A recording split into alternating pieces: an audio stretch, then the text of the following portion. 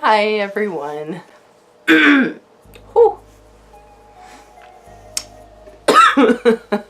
I've been kind of sick. My sinuses in my throat and just generally my sinuses are all stuffed up. I feel fine otherwise. I missed my upload on Sunday and I don't know if anyone cares about that kind of stuff, but I do.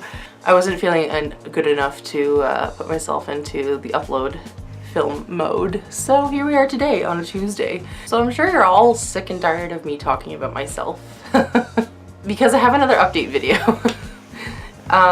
What I mean by that is I think I've been talking about going to see different doctors in Toronto and Ottawa and stuff like that. And on Wednesday last week, I saw my Ottawa doctor. I got to the hospital and I don't think I'd been there in a while, and for some reason they were doing this weird thing with parking. Essentially they don't have enough parking spaces in the actual parking lot for that particular hospital location because it used to be like one of the first hospitals in Ottawa, and then it grew, and with every expansion there was never enough parking to increase, so they've just been like, apparently, like it's been like that forever, but apparently this past 6 months or something, they've been parking you literally anywhere they can fit a vehicle, and then they take your keys so that they can move it in case someone who is actually parked in a parking spot needs to go and you're not there. So like they have these parking staff all over the place. I was really confused and I was like, why am I here and how am I gonna get parked anyway? So I go inside and I see my doctor pretty quickly. He asked me about like how things were going, and I told him about my visit in Toronto. If you haven't seen that video, I think it was my last upload. I told him to watch my video. No, he wanted to know how the interstim was working, and like I said to my previous doctor, I said it hasn't been really working at all. But I'm feeling kind of hopeful with the new settings that I have. And if you're not sure exactly what I'm talking about, I have an interstim implant in my butt, which sits on my sacral nerves. So the interstim can be used for both your bladder and your bowels. I just particularly need it for my bladder, which is what my whole channel is all about. So I said to him that I was interested in doing Botox injections again. And he was like, well, we could just start from doing oral medication again. In that case, I've been given 3 months of samples of Myrbetriq.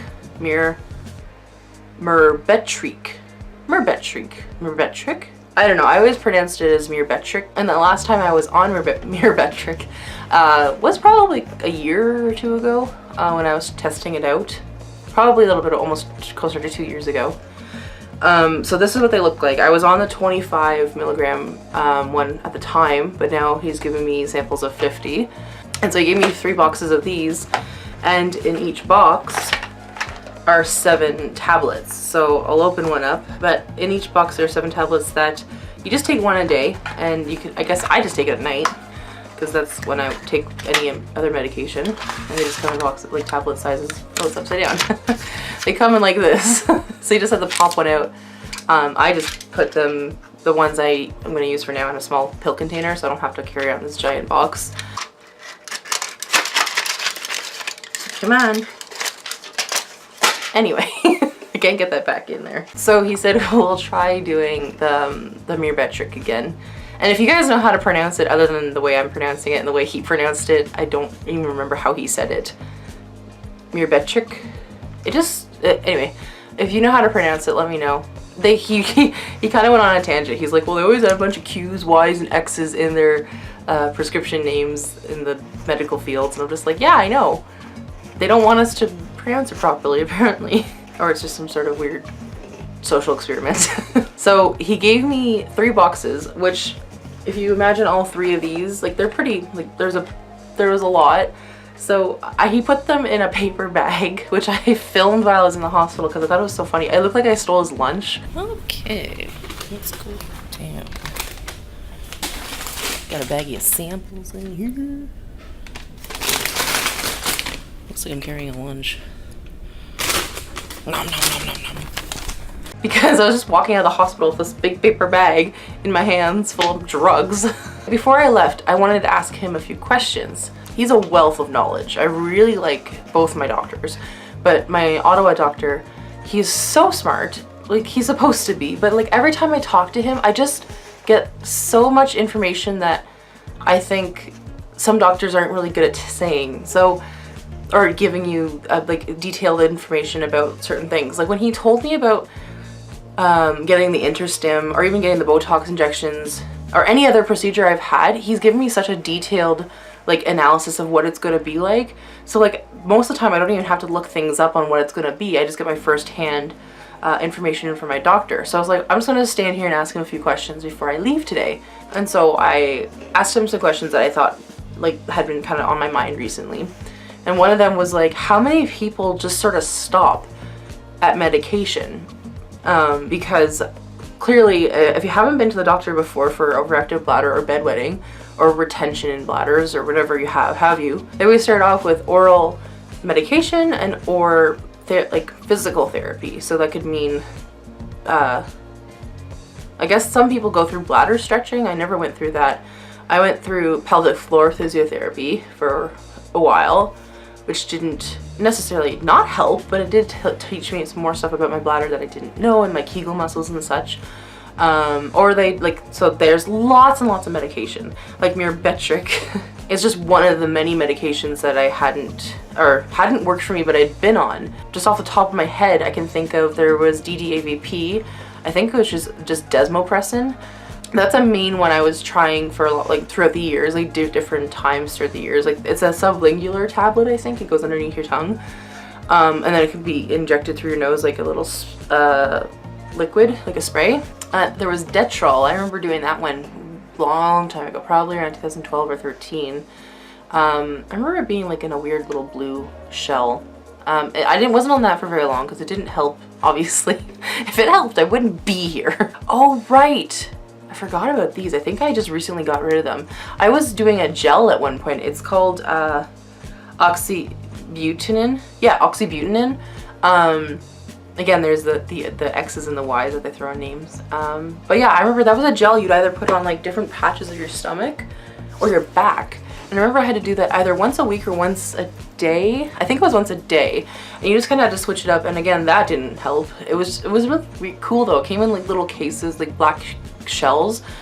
And you could hold up to like 4 or 5 in like the black like flip open case. And it was just a gel you put on your body. Obviously, I guess this is my Myrbetriq or Myrbetriq. Needless to say, there are a crap ton of medications out there that can help, and so I was just kind of asking him about how many of those like help his patients, and how, like, because I was trying to think of it as like a falling off point, right? So if you start with oral medication or physical therapies, then you kind of move on to, you could go into checking with your psychiatrist, like other kind of therapies. Then there's like the Botox, which is kind of farther along the line after you've tried all the different medications and stuff. So then there's Botox injections in your bladder. And after that, if the Botox doesn't work, you can try it again at the other increased level. If you're not already at it, you can do it twice. Within like 6 months, they try not to make it super quick because Botox, obviously, it's still in your bladder wall.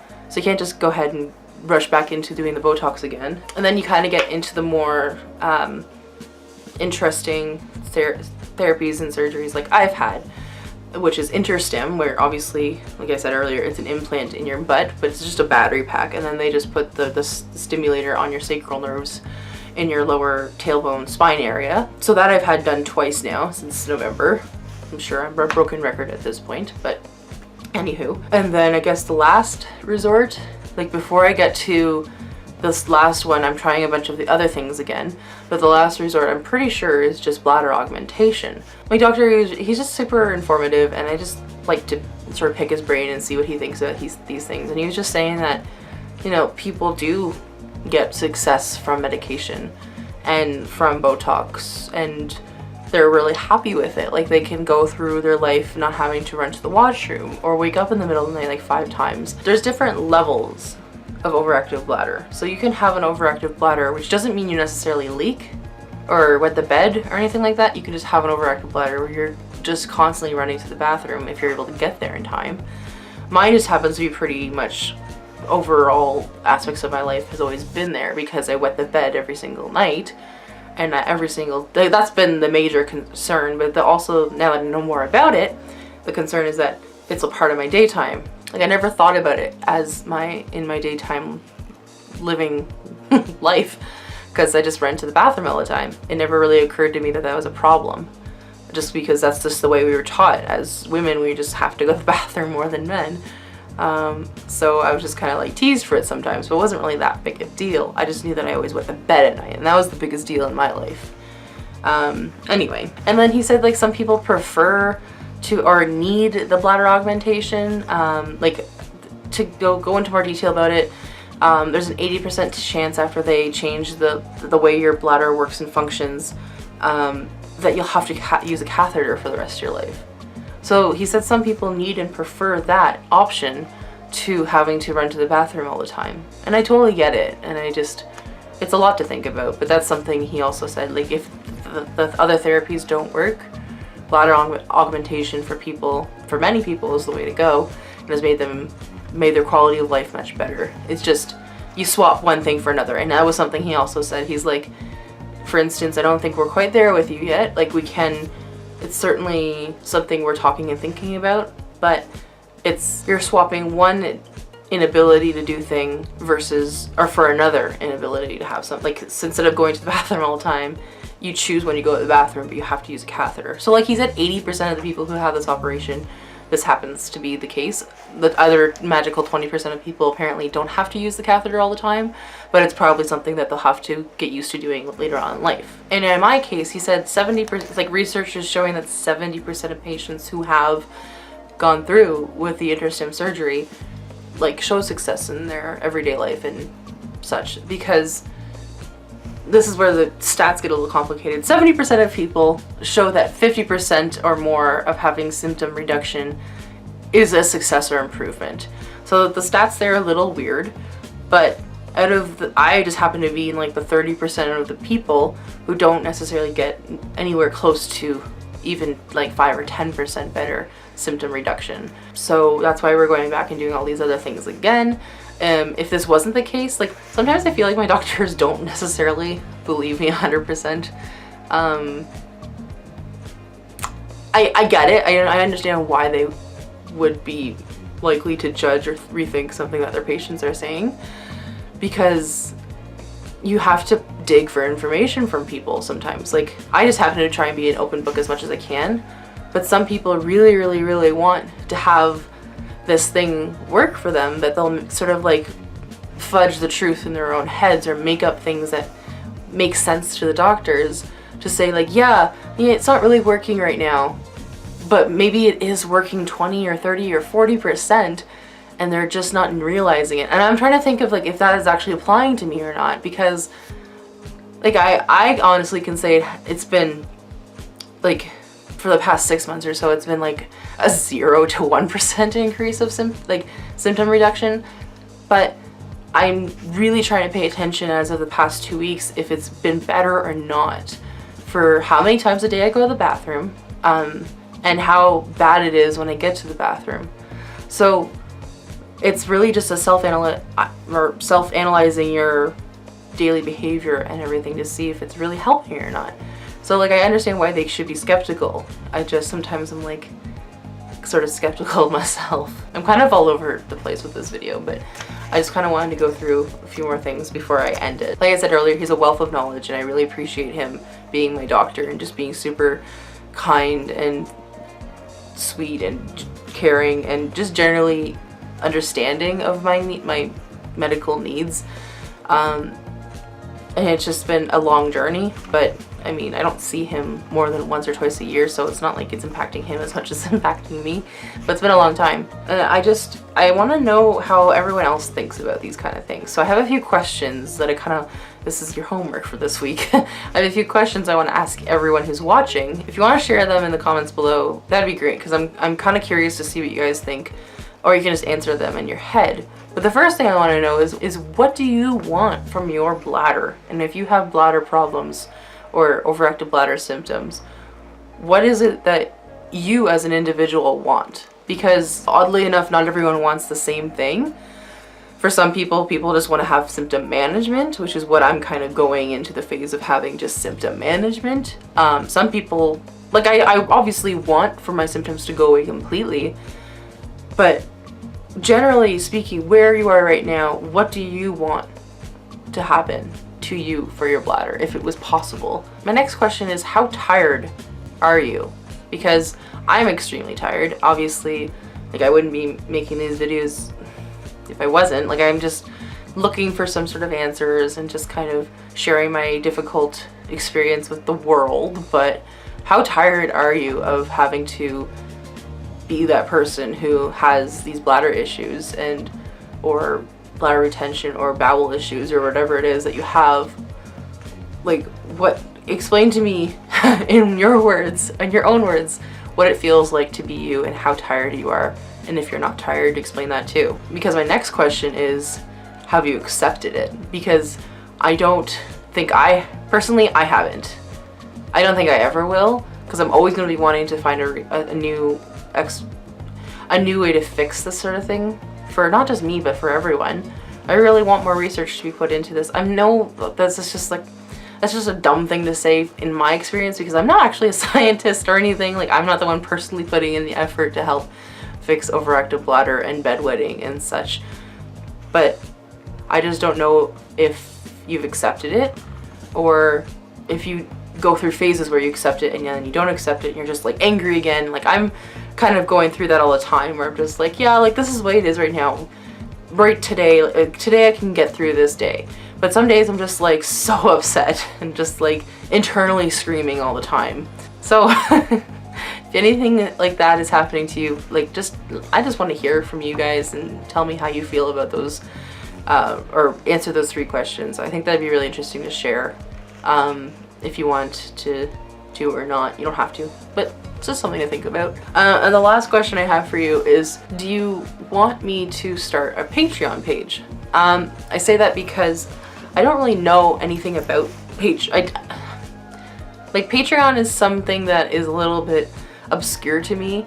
It sounds like you have to create special content for people who subscribe to your Patreon page. Like, it sounds like it's a monthly, like, it sounds like a magazine subscription in a way, because you pay on you get debited from your Visa or whatever once a month, like, for whatever amount you want to contribute or donate, but you also receive something as a reward in the end. And I don't really know how applicable my content is for that, but if you can think of anything that, like, I have a Patreon, I just don't have anything set up for it yet, but I'm trying to think is what would be the best reward. Like, should I be writing handwritten notes and sending them to people, or doing video reviews on more different things, or things that you guys want me to talk about? I imagine there'd be sort of limited restrictions and stuff that I'd have to make, but I just don't know what that would entail and how into it I could be right now. But I'm wondering, does Patreon interest any of you? And if so, give me some ideas of what I should do. And one more thing in closing is, I'm having difficulty ordering samples from certain suppliers for diapers. The one supplier I was going on about was Healthwick. It's a Canadian website that delivers majority of just different diaper brands and stuff, but I couldn't reorder samples of the same brands I'd already ordered samples of, which I'm sure is probably a thing that happens to a lot of different suppliers and stuff. They don't want you to reorder the same stuff over and over again. But I wanted to try a few different brands again. However, I'm just having difficulty just getting the right brands I need from the right suppliers, because a lot of places just are either 1, too expensive to ship to Canada, or 2, don't have the things I need. And so anyway, I decided to share that with you. I don't have a diaper review video coming out yet because I don't have any to review at the moment. I just have the regular ones I always order, which, if you're interested, I order a mix of the Tena Flex, and then also, I guess it's Tena Flex Super, or whatever the Tena Flex brand is. And I also order Lil Supreme Fit, anyway. Right now I'm going through the Lil Supreme Fit brand, but I think I'm gonna go back and buy the Tena Flex ones again, because I just don't like the tabs on the Lil Supreme Fit, because they keep breaking on me. I'm just really bad at putting them. Anyway, you can watch my diaper review videos if you want to learn more about those. But I'm just kind of throwing ideas out there for all y'all, and I wanted to see what bounces back, you know? You throw out the idea and then they come back to you, no? thank you for watching. I'm sorry for the cold that I have.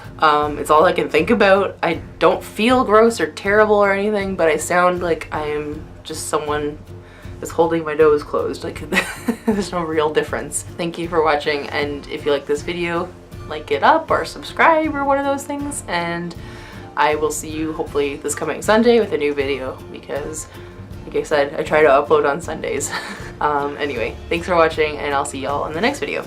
Bye!